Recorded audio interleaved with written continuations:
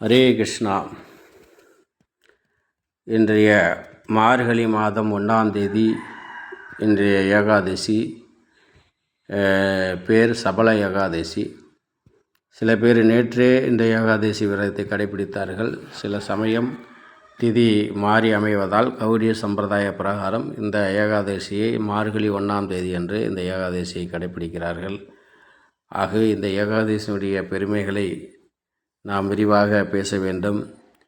ஒவ்வொரு ஏகாதசியும் நாம் பேசும் பொழுது பகவான் கிருஷ்ணர் தான் ஏகாதசியை பற்றி விளக்கமாக சொல்லுகிறார். அது யுதிஷ்ட மகாராஜா எப்பவும் கேள்வி கேட்பார். அதே மாதிரி இந்த ஏகாதசியினுடைய மகத்துவம் என்ன என்று பகவான் கிருஷ்ணரிடம் யுதிஷ்ட மகாராஜா கேட்கிறார். ஏ மாதவா, வாசுதேவா, இந்த மிருகசீர மாதம் கிருஷ்ணபட்சத்தில் வரக்கூடிய இந்த ஏகாதசியை நாம் கடைபிடிப்பதால் நாம் என்ன பயனை அடைவோம் மாதவா என்று பகவானிடம் யுதிஷ்ட மகாராஜா கேட்கிறார். அப்போ கிருஷ்ணர் சொல்கிறார், ஏ யுதிஷ்டா, நீ என்னுடைய மிக முக்கிய அத்தியந்த சிநேகிதன், என்னுடைய பக்தன் என்பதால் உனக்கு இந்த ஏகாதசியினுடைய சிறப்பு அம்சங்களை நான் சொல்லுகிறேன். அதாவது பகவான் சொல்லுகிறார், எப்படி நாகங்களிலே சேஷ நாகம் சிறந்ததோ அது மாதிரி பட்சிகளில் கருடன் சிறந்தவர். அதுபோல் விரதங்களிலே மிக முக்கியமான விரதமாக சொல்லப்படுவது ஏகாதசி விரதம். எத்தனையோ விரதங்கள் அனுஷ்டிக்கிறார்கள். அதில் முக்கியமான விரதமாக சொல்லப்படுவது ஏகாதசி விரதம். மற்ற விரதங்களை விட ஏகாதசி விரதம் ரொம்ப முக்கியமானது. அதுபோல் மாதங்களில் நான் மார்கழி என்று பகவான் சொல்லுகிறார். ஆக இந்த மாதம் மார்கழி மாதம் 1ஆம் தேதி ஏகாதசி விரதங்கிறது ரொம்ப சிறப்பு அம்சம் கொண்டது. அந்த சபல ஏகாதசி. இந்த சபல ஏகாதசியை நாம் கடைபிடிப்பதால் என்ன நன்மை என்று பகவான் சொல்லுகிறார். எப்படி 1000 அஸ்வமேத யாகங்கள் பண்ணுவதால் என்ன பலனை ஒருவன் அடைய முடியுமோ அதை இந்த சபல ஏகாதசி பண்ணுவதால் அடையலாம் என்றும், 5000 வருடங்கள் தவம் பண்ணினால் என்ன பலன் ஒருவன் அடைவானோ அதை இந்த ஒரு ஏகாதசி சபல ஏகாதசியை கடைபிடிப்பதனால் மாத்திரம் அடையலாம் என்றும், எத்தனை புண்ணிய தீர்த்தங்கள் நாம் சென்று நீராடினால் என்ன பலனை அடைவோமோ அந்த பலனை இந்த சபல ஏகாதசியை கடைபிடிப்பதனால் அடைவாம் என்றும், எத்தனை புண்ணிய சேத்திரங்கள்லாம் சென்று தரிசனம் பண்ணி என்ன பலனை அடைவோமோ அதை இந்த சபல ஏகாதசியை கடைபிடிப்பதனால் மாத்திரம் அடையலாம் என்று சொல்லுகிறார். அதுபோல் ஏகாதசியை அனுஷ்டிக்கும் விதிமுறைகளையும் பற்றி பகவான் சொல்லுகிறார். துவாதசி, அதாவது தசமி, துவாதசி, தசமி, ஏகாதசி, துவாதசி இந்த 3 நாளும் சிரத்தையோடு வீண் விவாதங்களில் ஈடுபடாமல், கோபதாபங்களில் ஈடுபடாமல், தசமி அன்றே இரவு உணவு உண்ணாமல், அடுத்த நாள் முடிந்தால் தண்ணீர் அருந்தாமல் விரதம் இருக்க வேண்டும். முடியாவிட்டால் ஏதாவது பழங்களை காய்களை சாப்பிட்டு கொண்டு விரதம் இருக்கலாம். துவாதசி முடியும் பட்சத்திலிருந்து என்ன செய்ய வேண்டும் என்றால், அந்த துவாதசி முடியும் பொழுது யாராவது பிராமணர்களுக்கு உணவளிக்கலாம். அப்படி பிராமணர்கள் கிடைக்காவிட்டால் ரொம்ப ஏழ்மையில் இருக்கக்கூடிய அவர்களை அழைத்து அவர்களுக்கு உணவு அளித்தால் இந்த ஏகாதசி முழுமையாக பூரணம் அடையும் என்று சொல்லப்பட்டிருக்கிறது. பகவான் இதையெல்லாம் யுதிஷ்ட மகாராஜுக்கு சொல்கிறார். அப்பேற்பட்ட ஏகாதசியினுடைய ஒரு சிறப்பு கதை ஒன்றை பகவான் யுதிஷ்டருக்கு பகவான் சொல்லுகிறார். ஒரு சமயம் சம்பக்வதி நகரம் இருந்தது. அங்கே மகிஷ்மான் என்ற ஒரு அரசன் இருந்தான். அவனுக்கு 4 புத்திரர்கள். அதில் ஒருவன் லும்பக். அந்த லும்பக் என்கக்கூடியவன் தன்னுடைய ராஜ்யத்தில், தன் அப்பா நடத்தக்கூடிய இந்த ராஜ்யத்தில் அவன் தன்னுடைய அப்பாவுடைய அந்த செல்வாக்கை பயன்படுத்தி அவன் நிறைய பிரச்சனைகளை உருவாக்குகிறான். ஏனென்றால் அவன் பரஸ்திரி, அதாவது அடுத்தவர் மனைவியை அபகரிக்கிறது, அப்புறம் பசுக்களை வதம் பண்ணுறது, இருக்க சாது சந்துக்களுக்கெல்லாம் பிரச்சனை கொடுக்கறது, இப்படியாக அவன் நிறைய லூட்டி அடிக்கிறான்.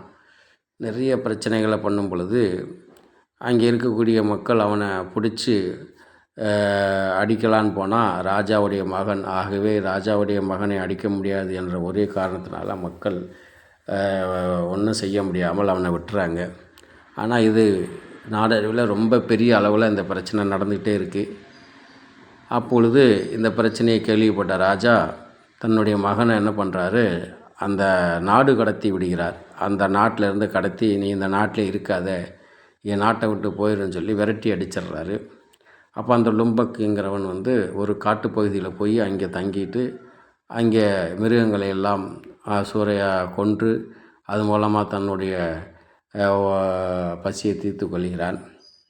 இப்படி அவனுடைய ரொம்ப காலமாக காட்டுக்குள்ளே இருந்து இந்த மாதிரியாக வாழ்த்து கொண்டிருக்கிறான். அப்போ ஒரு சமயம் அவனுக்கு என்ன ஆயிடுதுன்னா, ஒரு சமயம் அவனுக்கு உடுத்த ஆடைகள் இல்லை. ஆடை இல்லாத சூழலில் ஒரு சமயம் சாப்பிட்றதுக்கும் ஒன்றும் இல்லாமல் ஒரு மரத்தடியில்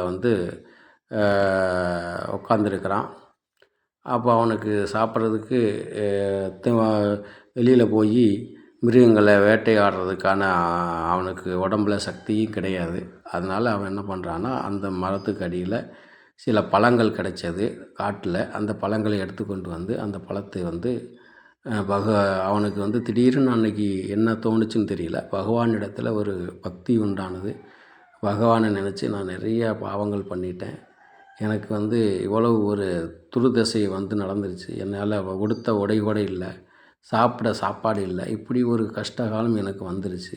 ஆகவே நான் என்ன செய்கிறதுன்னு தெரியாமல் அன்றைய இரவு பகவானிடத்தில் அவனுக்கு கிடைச்ச பழங்களை எல்லாம் எடுத்து பகவானுக்கு பகவானை வேண்டி, பகவானே எனக்கு இன்றைக்கு பழங்கள் தான் கிடைச்சது, அதை கூட எனக்கு சாப்பிட விருப்பம் இல்லை, ஆகவே உனக்கு நான் நிவேதனம் பண்ணுறேன்னு சொல்லிவிட்டு அந்த லும்பக்குங்கிறவன் பகவானிடத்தில் அந்த பழங்களை எல்லாம் அர்ப்பணிக்கிறான். அர்ப்பணித்து சாப்பிட மனசு இல்லாமல் அன்றைய இரவு பகல் பூரா பட்னி இருந்து அந்த இரவும் தூங்காமல் பசி, அதாவது சாப்பிடாதனால அவனுக்கு தூக்கமும் வரல. அந்த இரவும் அவன் தூங்காமல் இருந்துடுறான். அது என்ன ஆயிடுச்சுன்னா, அன்னைக்கு அந்த நாள் ஏகாதசி நாள். அவன் தெரியாமலே இந்த சபல ஏகாதசி தெரியாமலே அவன் கடைப்பிடித்து விட்டான். ஆகவே அந்த பகல் பூராம் உணவு இல்லாமல் இருந்ததும், அந்த இரவும் அவன் கண் விழித்து இருந்தது, இது எல்லாம் அவனுக்கு ஒரு ஏகாதசியினுடைய கடைப்பிடித்தால் என்ன பலன் கிடைக்குமோ அத்தனை பலன்களும் அவனுக்கு கிடைத்தது. ஆகவே ஏகாதசி முடித்து துவாதசி என்று ஒரு அழகான குதிரை வந்தது. அந்த குதிரை முன்னாடி நின்று அவனுக்கு அசரீராக ஒரு வாக்கு கேட்டது, லும்பக், நீ தெரிஞ்சோ தெரியாமலோ இந்த ஏகாதசியை நீ கடைப்பிடித்து விட்டாய், ஆகவே உனக்கு மறுபடியும் நீ இவ்வளோ காலம் செஞ்ச பாவங்கள் எல்லாம் தீர்ந்து விட்டது, ஆகவே நீ இந்த குதிரையில் ஏறி மறுபடியும் உன்னுடைய தகப்பனாருடைய ராஜ்யத்துக்கு செல், அங்கு மறுபடியும் நீ ராஜாவாக முடிசூட்டி ராஜ்யத்தை நீ ஆள வேண்டும் என்று அங்கிருந்து அசரீர் வாக்கு கிடைச்சது. அதனால் அந்த வெள்ளை குதிரை மேலே ஏறி அவன் மறுபடியும் தன்னுடைய தகப்பனார் ஆண்ட தேசத்துக்கு போனான். அவனுக்கு வரவேற்பு கொடுக்கப்பட்டு மறுபடியும் ராஜ்யத்தை அவனுக்காக ஒப்படைத்தார்கள். அந்த லும்பக் அந்த சாஸ்திரபூர்வமாக அந்த நாட்டை மறுபடியும் ஆட்சி பண்ணினான். ஆட்சி பண்ணி அவனுக்கு மனைவி மக்கள் எல்லோரும் விஷ்ணு பக்தர்களாக ஆகி பகவானிடத்தில் ரொம்ப பிரேம பக்தர்கள் ஆனார்கள். அவர்கள் காலம் சென்றவுடன் லும்பக் ஆனவன் தன்னுடைய ராஜ்யத்தை கடைசி கால தன்னுடைய மகனுக்கு விட்டு கொடுத்து அவன் தபஸ் பண்ண போனான். ஆக இப்படியாக அந்த விரதத்தை கடைப்பிடித்து அவன் வைகுண்ட லோகத்தை அடைந்தான் என்று சொல்லப்படுகிறது. ஆக இந்த சபல ஏகாதசியை ஒருத்தன் சிரத்தையோடு கடைப்பிடித்தால் எவ்வளவு பெரிய பாவம் பண்ணினாலும் அந்த பாவத்திலிருந்து அவன் விமோசனம் அடைய முடியும் என்பது இந்த சபல ஏகாதசியில் சொல்லப்பட்டிருக்கு. ஆகவே இந்த ஏகாதசியை சிரத்தையோடு யாரெல்லாம் கடைப்பிடிக்கிறார்களோ அவர்களுக்கு கிரக அமைப்பு பூர்வமாக நடக்கவிருந்த காரியங்கள் நடக்காவிட்டாலும் அதுவும் நடக்கும். என்னென்ன விசேஷ ஆசைகள் இருக்கோ, ஏதாவது நியாயமான ஆசைகள் எல்லாம் நிறைவேற்றப்படும் என்று இந்த ஏகாதசியை கடைபிடிப்பதனால் மாத்திரம் சொல்லப்பட்டிருக்கிறது. அதோடு சேர்த்து ஏகாதசி என்பது பகவானிடத்தில் ஒரு பக்தி உருவாவதற்கான ஒரு சிறந்த அம்சமாக சொல்லப்பட்டிருக்கு. ஆகவே ஏகாதசியை கடைபிடிக்கும்போது நமக்கு இயல்பாக பகவான் விஷ்ணுவிடம் பக்தி ஏற்படும் என்று சொல்லப்பட்டிருக்கு. ஆகவே இந்த ஏகாதசியினுடைய சிறப்பு அம்சம் நாம் சபல ஏகாதசியை கடைப்பிடிப்பதனால் எல்லா விதமான கஷ்டங்களில் இருந்தும் நாம் நீங்கப்பட்டு பகவானிடத்தில் தீராத அசைக்க முடியாத ஒரு பக்தியை நமக்கு ஏற்படும் என்று சொல்லப்பட்டிருக்கிறது.